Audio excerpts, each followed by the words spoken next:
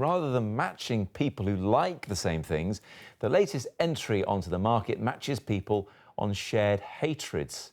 Here it is. It's imaginatively called Hater, and it helps you find people who detest the same things you do. It encourages users to express opinions on everything from Vladimir Putin to Woody Allen films, and it's being launched in time for Valentine's Day, which I personally dislike.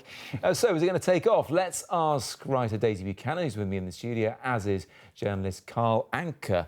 Which dislikes, Daisy first, would you put down? Oh, that's a very good question. I might get quite political. Also, I saw in the app, I think, slow walkers. As a London dweller and a tube user, I would say yes, absolutely. I'm feeling a lot of warmth towards you as you say that. I kind of agree. Carl, what would you put down? I think loud eaters. Yes. Loud chewing. Yeah, definitely. Drivers who don't indicate. People who are rude to service staff. Yes, that's a great one. People who don't tip properly. I feel a lot of love in the room over this shared hate. Thing is, Carl, is it the right place to start a relationship with mutual hatred?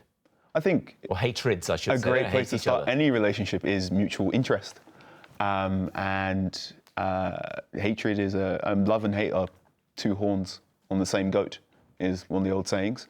And I think, yeah, the mutual interest in anything. And if you're creative and funny about anything you both have in common, I think why not? Why not have a little rant about how you feel about reality television? It's true, isn't it? Dating is about passion and hating is a kind of passion. So you're starting in a passionate place. It's not exactly positive, though, is it? Don't you want to start on a happy note if you find the one? Well, I think that it's very easy when dating to fake your interests and pretend to be highbrow or pretend to be sporty. I've seen the apps, people say, oh yes, I love going to the gym, I love the opera.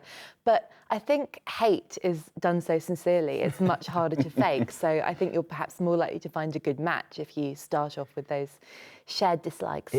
Having a moan is quite a British thing, isn't it? Yes, I think the complaint is the British icebreaker. Yeah. If you think about how many times you've been stuck in a queue or a train's been cancelled and you're going to roll your eyes and you make eye contact with someone, that's the big sign of I'm reaching out to someone. So that's what this app is sort of tapping into, you think. Here's the thing, and I know you're looking at the way people date, not just in the UK, but around Europe.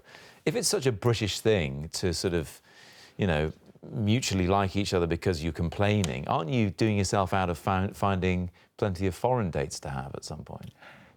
Yes and no. It's really interesting. So what I'm doing right now is I'm creating a survey. We're going out to 11 European cities and we're asking what people should bear in mind when they're going dating the locals there. And what we generally get is, for London especially, Londoners can be quite cold and cynical and whatnot. But they're quite nice. You just have to imbibe them with a couple of drinks first. And I think that's similar to many cities around Europe. And there'll be plenty of people outside of London who will get along because of their mutual hatred of London, which is fairly common and probably true. Just finally, Daisy, though, you know, some of these apps, and I'm thinking of the likes of Tinder, seem to be based solely on physical appearance or really how good your photo is on Tinder. Are things moving on now? The algorithm's becoming more sophisticated in looking at this kind of thing, shared dislikes? I think so. I think that we are all quite shallow, whether we want to admit it or not. And there is something about seeing a picture, but then we see so many. And I think we're becoming aware of how sophisticated photo editing software is, and that the picture you see, someone's perfect selfie might not reflect them, but perhaps their list of things they hate reflects them better. So we would swipe right on this app to like it? Absolutely. I'm going to give it a go, definitely. You're going to give it a go. So we're ending with a happy note and not hatred at all.